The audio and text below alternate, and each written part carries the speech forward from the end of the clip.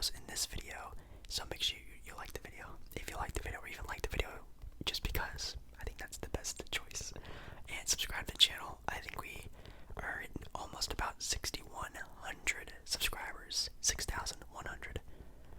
Oh my god, it's such a big number. It's such a big number. I love you guys so much. You watching this video, especially. So, yeah, make sure you like the video, subscribe. Yesterday, I did post a video. I posted a Sporkle quiz video. I did some NBA quizzes. You guys really liked that video. I will be doing a part 2 of that video probably within a week or so. So make sure you guys check out more of those. And if you have some quizzes, comment them down below. And yeah, let's jump right into tonight's video. So we are going to be looking at every single NBA team's best dynamic duo. So, ASMballeR, what is a dynamic duo? I'm glad you asked. No, it is not the two best players in their franchise's history in like a what-if scenario. No, it is two players who have played at the same point in time, being teammates. First, alphabetically, we have the Atlanta Hawks, a lot of your guys' favorite team. And for the Atlanta Hawks, they have Bob Pettit and Cliff Hagan. That's not bad, I guess. If you watched yesterday's video, not to spoil, we talked a little bit about Bob Pettit. At least his name popped up. Used to be an MVP, FYI. And Cliff Hagan played together from 1956 to 1965. So again, this one's probably more of a longevity one. Although Bob Pettit, obviously a great player. Not sure about Cliff Hagan, but wow, that's super crazy.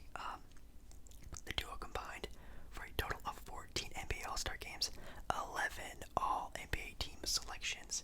That's crazy. Also, Bob Pettit winning MVPs. He also averaged 27 points per game, 16.5 rebounds. And Hagan, his duo partner, averaged nearly 19 points per game and 7 rebounds. So that is not bad. They did capture the Atlanta Hawks' lone NBA title in 1958. Sorry. So, title winners, MVP candidate guy, both pretty good averages. I can see why these guys are probably the best dynamic duo in Hawks history. Could it be Trae Young and a Y player? Maybe it could be Trae Young and John Collins. Who knows? But that's a pretty good one. So up next we have the Boston Celtics, and this one could be a lot of different names. I mean, Tatum and Brown look promising. Probably not the best all time, but they look good. They're a good duo. Obviously, KG and Paul Pierce, that is a pretty good one as well. Winning a title in 2008. Yeah, 2008.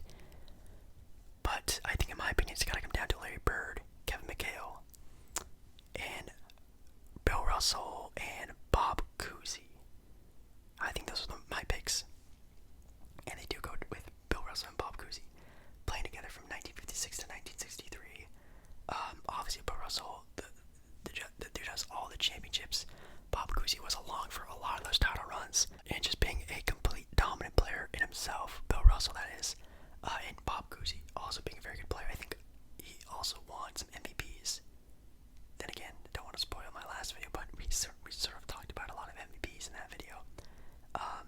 That's super crazy. Bill Russell averaging 17 points per game, 23 rebounds. Cousy averaging 18 points and 8 assists.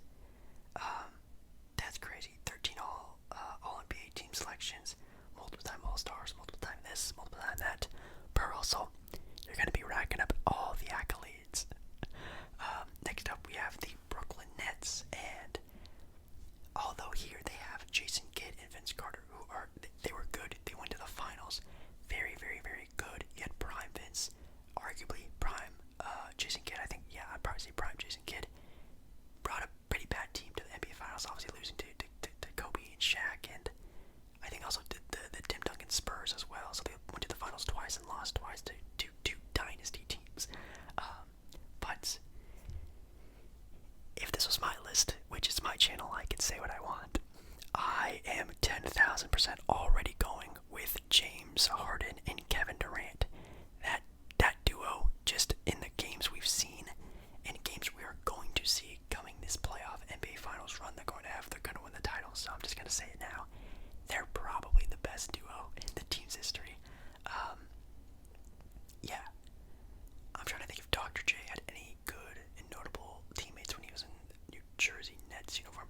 So I do like the pick of Jason Kidd and Vince Carter, but in my opinion, I think already Kevin Durant, James Harden, you can say Kyrie Irving if you want, just because maybe he's just been around longer, but I gotta go with James Harden and Kevin Durant. That's two MVP caliber players in their primes right now.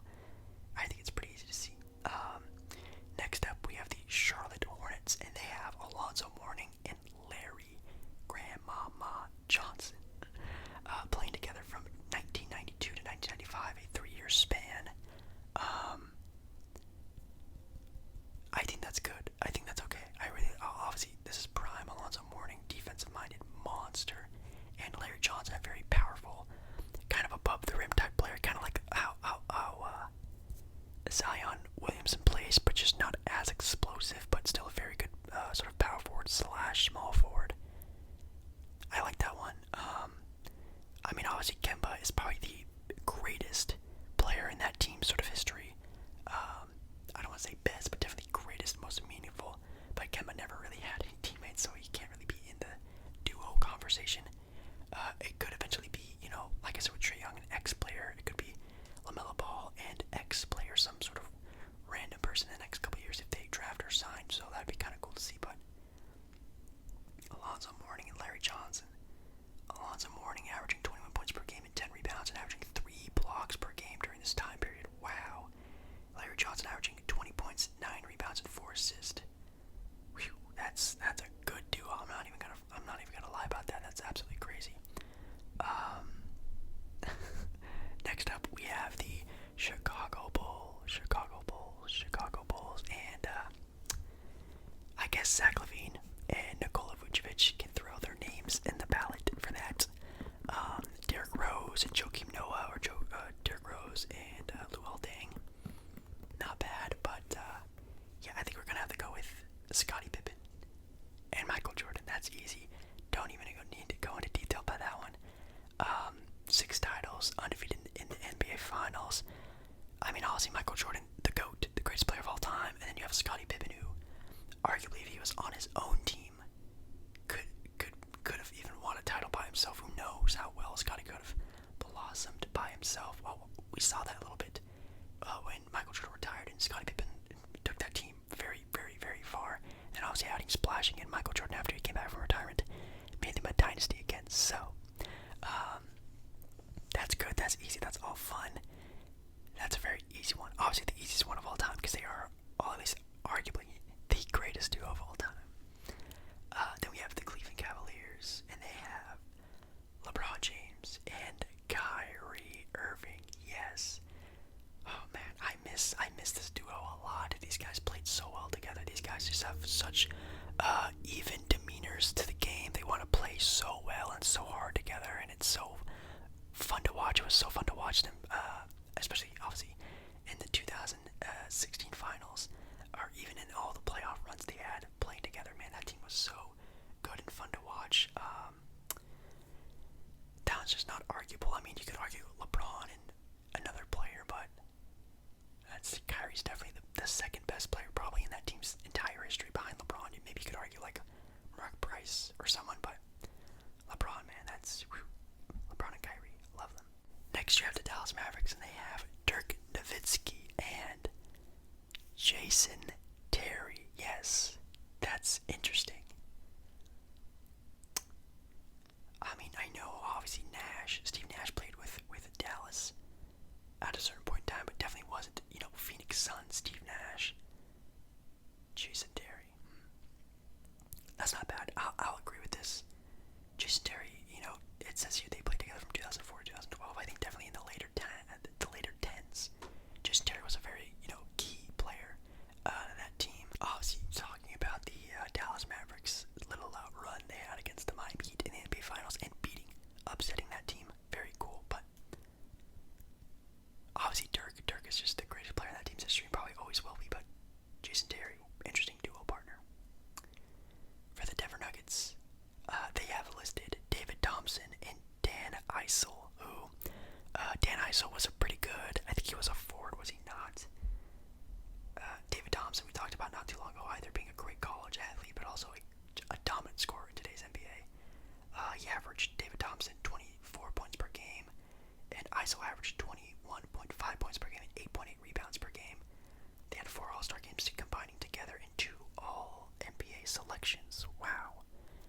Not bad, but again, oh man. Obviously, Jokic in today's NBA is just an absolute animal. He's going to go down maybe as the most talented Nugget of all time. Obviously, Carmelo has that sort of locked in right now, but wow, Jokic, man. And if Jamal Murray can just, keep up a little bit, to Jokic's level, which, I mean, Jamal Murray is a all-star caliber player. Obviously, it's hard now because Steph, Dame, Chris Paul, Devin Booker, there's so many good guards in the NBA in their conference. It'd be hard. I mean, if Jamal Murray was in the East, he would easily be an all-star, but I think they have a good shot of being the best duo. I mean, just how good Jokic is, being the MVP caliber player he is, and just the trajectory he's on. I think he's only, 25, 26 years old. He might be able to carry them to the best duo, so that's not bad. But yeah, man, David Thompson, he's very underrated scorer.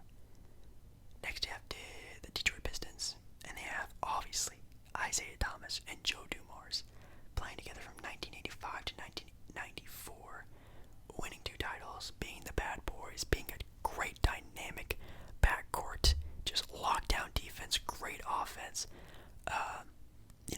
I always go back to Joe Dumars and Isiah Thomas when I talk about Portland. They are the only 2 small ball guards to ever have made it work, both being under 6'3", 6'4" guards. But the key to them in Portland is Isiah Thomas and Joe Dumars would lock down the opposing team's best perimeter players. Portland doesn't, and that's why it won't work in Portland, and it did in Detroit because of their defensive minds and stuff like that. They were so good on defense, but also putting in buckets. So, man, they are definitely a good, very underrated dynamic duo. Isiah Thomas, a very underrated player in NBA history. Let's see, 12 All-Star appearances, 6 All-NBA team selections. Isiah Thomas averaged 19 points per game and 8.8 assists, nearly 2 steals a game as well. Joe Dumars, 17 points and 5 assists per game, shooting nearly 40% from 3. Yikes. Golden State is up next, and with Golden State, wow, they have some great duos. I mean, obviously back in the day they had Wilt Chamberlain, so I don't know if you could just throw Wilt Chamberlain and some sort of random player. That could be definitely one of them, but I think it really comes down to, obviously, Curry and either Clay or Durant. It's one of the 2, Clay or Durant with Curry. And if you want to go greatness, if you want to go longevity, if you want to mean impact on the Golden State Warriors franchise, obviously your answer is Klay Thompson. But what they have listed here, and at least in my opinion, the best dynamic duo in Golden State was Kevin Durant and Steph Curry. I love Klay Thompson. Klay Thompson is my favorite Warrior player. I love his game. I love how he plays. One of the greatest two-way players of all time. But it's Kevin Durant. It's Kevin Durant and Steph Curry. That NBA potential of both of them was just unmatched by maybe any duo all time. Like Steph Curry and Kevin Durant, Michael Jordan, Scottie Pippen. We're gonna talk about some other ones as well in NBA history. Even LeBron James and Kyrie Irving. Those are some big time boys. Those are crazy names to be having on the same team. And obviously we saw it in Golden State, man. They were unbeatable on the best team basketball skill wise of all time, with Steph, Clay, Draymond, Kevin Durant, Iguodala, that whole entire really good smart bench. Steve Kerr as the coach. In my opinion, I've said this before in videos, they're the best team ever assembled. Moving on to the Houston Rockets. They have Hakeem Olajuwon and the Clyde Drexler. Wow. That's crazy. They played together from 1995 to 1998, only a 3-year span, but if you didn't know, winning back-to-back titles. So that also makes a lot of sense. A short period of time, but big-time results. I'm trying to think of what other players you could pair up with Hakeem. Hakeem and Ralph Sampson, but I don't even think they really played together that long either, and obviously didn't win a title together. Oh, actually,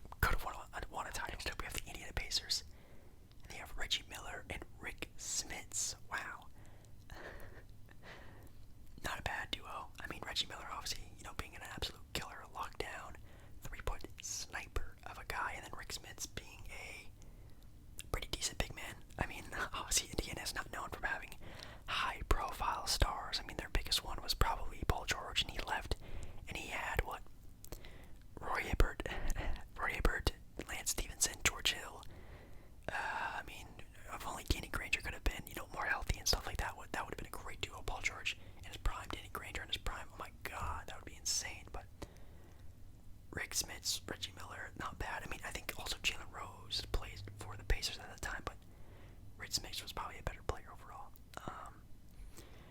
Next, we have the LA Clippers, and for them, we can obviously throw out a couple names. Nowadays, obviously with Paul George, Kawhi Leonard, very good duo, but they listed here Chris Paul and Blake Griffin. Wow. I might have to call an audible on this one. Because if we think, you know what? Oh man. They were so fun. They fit so well together. Chris Paul and Blake Griffin, like a rim running, lob catching, dunking machine in Blake Griffin with one of the best passers and one of the greatest point guards of all time in Chris Paul. Like,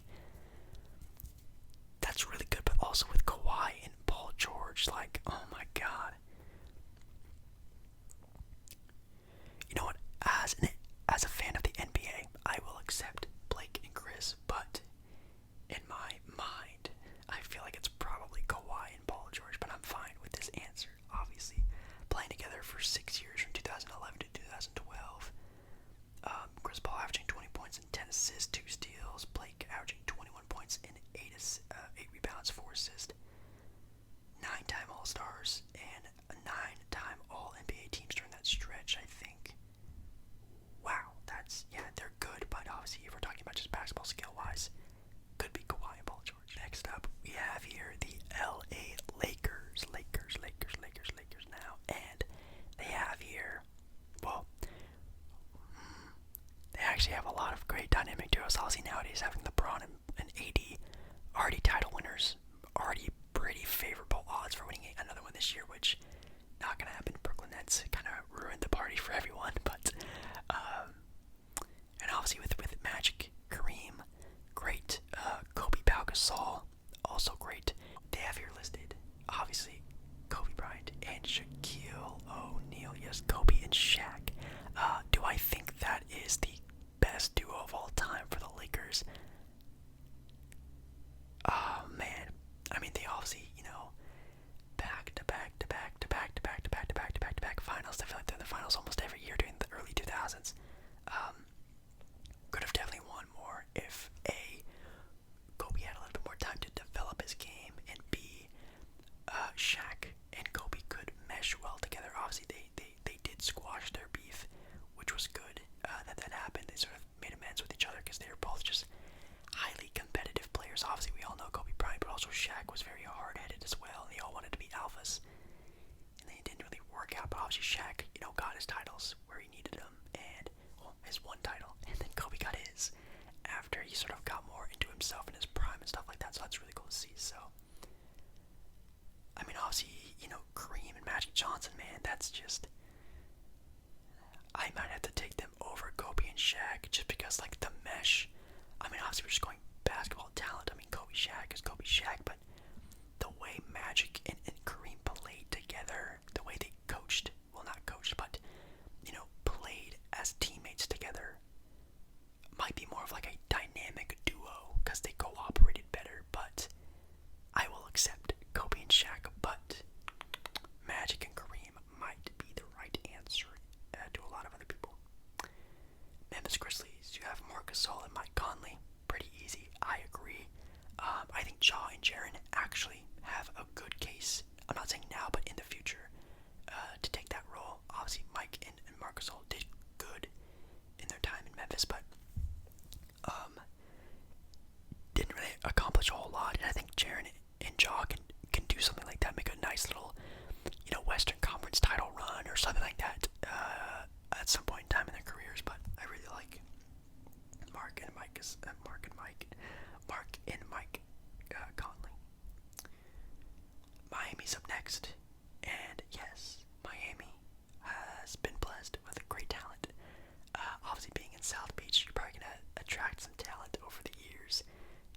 Now, obviously, having Victor Oladipo and Jimmy Butler, that's a pretty good dynamic duo. And then you have their dynamic duo of the future with Bam Adebayo and Tyler Hero.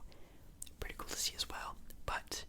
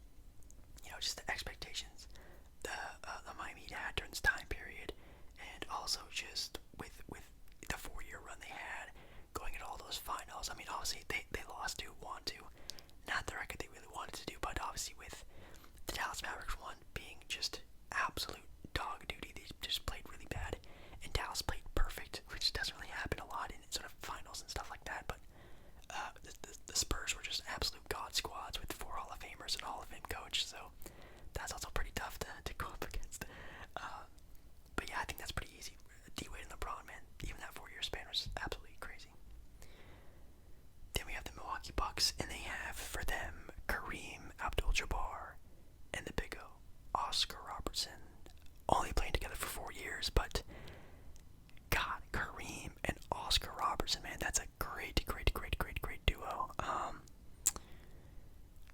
I mean, obviously Giannis and Middleton are doing pretty good so far. Definitely still pretty young in their careers and still can develop into some sort of championship aspiration type of players, but it's kind of hard to do now with the Brooklyn Nets doing what they're doing, but that's pretty cool. Let's see, in their time together, they accomplished six All-Star games,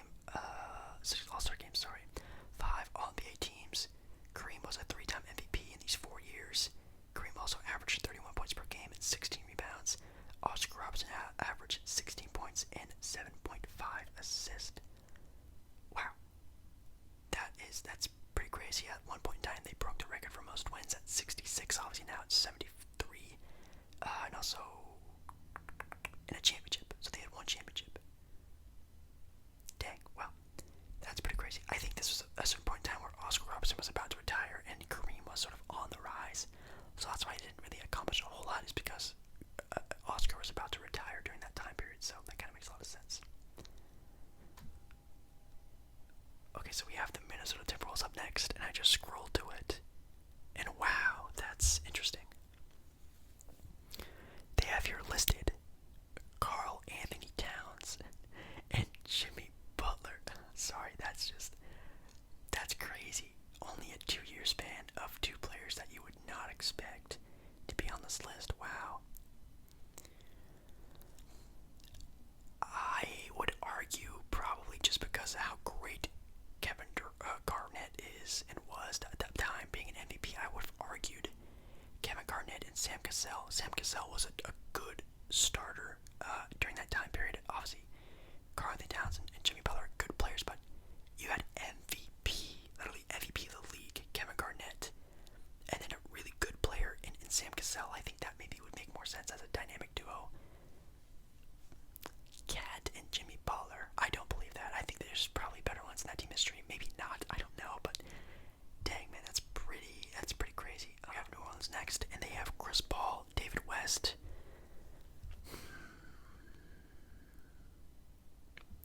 Okay, I think that's okay. I mean, I think definitely within a short span of time, I think Zion and Brandon Ingram could easily take that spot, even though Chris Paul's a great player, but David West was good, but Zion is really good, and so is Brandon Ingram, so they might be able to take that spot in a couple years. And I don't think really anyone else in that team's history really did anything super crazy. Yeah, David West and Chris Paul, yeah. Let's actually see. They had 6 All-Star game appearances combined and 3 All-NBA selections and 3 All-NBA defensive team selections. Wow, that's pretty crazy. David West averaging 19 points per game and 8 rebounds. So again, a really great player in Chris Paul, a pretty good player in David West. Kind of makes up for the sort of slack, I guess, David West has. But we have the New York Knicks, and they have Walt Frazier and Willis Reed playing together from 1967 to 1974. That's good. I mean, you're not going to see, Carmelo and J.R. Smith on there or anything like that, but that's really cool. I think this was also the title run there, right? Who won 2 out of their 3 finals appearances in 1970. So yeah, they won 2 titles together. Kind of makes sense. I don't really need to talk about that one a lot. Hopefully the Knicks can find their next big dynamic duo sometime soon. They have OKC, and they have Russell Westbrook and Kevin Durant, which, in my opinion, could be argued. It could definitely be argued for Gary Payton and Sean Kemp. If we're just going basketball, talent-wise, you gotta go Kevin Durant and Russell Westbrook. Man, these guys were absolutely insane. Obviously, Kevin Durant winning an MVP, Russell Westbrook being a great player still at that time. Yeah, it's probably easier just to say KD and Russell Westbrook. 12-time All-Star selections between the two, 11 All-NBA teams, 5 scoring titles. Kevin Durant won MVP. He also averaged 28 points and 7 rebounds. Russell Westbrook averaged 22, 5, and 8. Wow, that's pretty tough. We have the Orlando Magic up next, and they have Shaquille O'Neal and Penny Hardaway. I'm not going to really talk about this one very long because else you could argue? Maybe J.J. Redick and Dwight Howard. I don't know. Maybe Rashard Lewis and Rashard Lewis and Dwight Howard. Maybe. That's kind of about it. That's really sad. Over the span of like 30 years, like you've had like one really good player, and well, obviously Dwight was a great player. Shaq, great player. That's pretty tough. I'm not gonna lie, but hey, you know what? They're switching up. They're switching up now. They're going through their rebuild, and hopefully, you know, maybe you snag someone in the draft this year, next year, somewhere where you can sort of help out this sort of rebuild you guys are going through. But Penny and Shaq, great duo. Should have won a title together. For Philadelphia 76ers, they have Moses Malone and Dr. J. Very easy. Yeah, the faux MVP. Moses Malone, a great, out of his prime, but still a very good player. And Julius the Dr. Irving. I feel like this is a great dynamic duo. I mean, obviously now you have Joel Embiid and Ben Simmons. I think they could possibly overtake that if they do, you know, have some title runs. They don't have to win titles, but, you know, if they get a title, maybe one or two, make some title runs. Obviously, Joel Embiid is already an MVP caliber player we've seen, and we have Ben Simmons being a defensive player of the year caliber player. And if he's just gonna constantly just get better and better over time. I like their potential, but obviously Dr. J and Moses Malone, that's a crazy duo for sure. Phoenix, you have Steve Nash and Amare Stoudemire. Wow. I mean, obviously with Nash being, you know, a two-time MVP, that's very hard to argue. And Amare, during his prime, you know, before all the injuries, was a really good player, like again an all-star caliber player. But I mean, there's Charles Barkley and Kevin Johnson. Charles Barkley and Kevin Johnson, not bad, or even Dan Marley. You have nowadays Devin Booker and Chris Paul. That's a really good duo, as you can see them almost being the number one seed in the West, in the stacked Western Conference, almost being the top team in the NBA record-wise this year. That's a crazy duo too, but Nash and Amare, and just also the way they fit together, how they play together. Nash being a great pass-first point guard, Amare being, again, a lob city catch guy. That duo was very good. Probably should have made a title run, but again, didn't really have enough star power to really, you know, win it out against, you know, Kobe's Lakers, Tim Duncan Spurs. You're very hard to win out against those guys, but those guys are really good together. We have Portland up next, and they have Clyde Drexler and Terry Porter, which is good, which is really good actually. I've sort of made this argument before of Damian Lillard definitely being the greatest and most meaningful player in Portland Trailblazer history. But if we're going off talent, obviously offensive, Dame takes that cake. He takes the whole pie. He takes the whole everything. But if we're talking as a complete player, Clyde Drexler could drop like 35 points, but also, you know, defend against the enemy team's best opposing players. So Clyde Drexler, I think at some points in time, Clyde during this time averaged 23 points per game, 7 rebounds, 6 assists, and 2 steals. Like, I hate how people just think that Clyde was just like a scorer and that's it. 2 steals, like nearly 6 assists a game, 7 rebounds a game. Like, he does it all and can score with almost the best of them at that point in time in the 90s. As a complete player, that's a really good player. So that with also Terry Porter being a very good glue guy, averaging nearly 2 steals, 7 assists, 15 points. Like, that's a good duo together. As individuals, obviously Clyde's a great player, Terry Porter, meh, but that's not bad. And then I was talking about Dame because, you know, Dame and CJ, that's sort of the next big duo we have here in Portland, and obviously CJ this year is playing very well. That's very tough to argue. Clyde and Terry. I don't know, if you're like a newer Blazer fan, I don't understand if you just want to pick Dame and CJ because they are the newer guys, but, you know, Clyde Drexler is a really good all-around player, plus Terry Porter, really good point guard, like a solid, like pass first, like floor general point guard.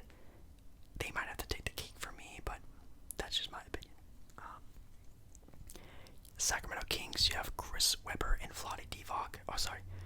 Chris Webber and Peja Stojakovic. I just assumed it was Vlade Divac. It's not. That's super crazy. Dang, not Vlade. Interesting. Very interesting. Ozzy Peja being one of the best two-punchers of all time. Chris Webber being an absolute dominant player. I like it. I like that pick, actually. Spurs, again, obvious. Tony Parker, Tim Duncan. You could argue Ginobili, but probably Tony Parker probably meant a little bit more. It was more meaningful, obviously, being the point guard of that team. And Tim Duncan being the GOAT of power forwards. If you want to talk about talent-wise, I mean, you could argue Kawhi and Tim Duncan, but definitely, longevity-wise, playing almost their entire careers together. Obviously, Tony Parker moving on to the Charlotte Hornets at one point in time, I think was probably the best duo. Or maybe even Tim Duncan and Greg Popovich as a duo. The Toronto Raptors, obviously Lowry, DeRozan, that one's very easy. Very sad what happened to Dumars, but hey, they sold their souls for a title, and now they are almost a lottery team, so that's kind of sad. Utah, Karl Malone, John Stockton, very easy. The 1-2 punch of the 90s for sure, one of the best at that. And at the very last, we have the Washington Wizards, and we have Elvin Hayes and Wes Unseld. Wow, that is a good court. Front court, back court, front court. They're front court players, yeah, front court. That's a really good one. I mean, obviously not Bradley Beal, Russell Westbrook. Good names, but playing together, not really the best fit together. So I would really call them a dynamic duo.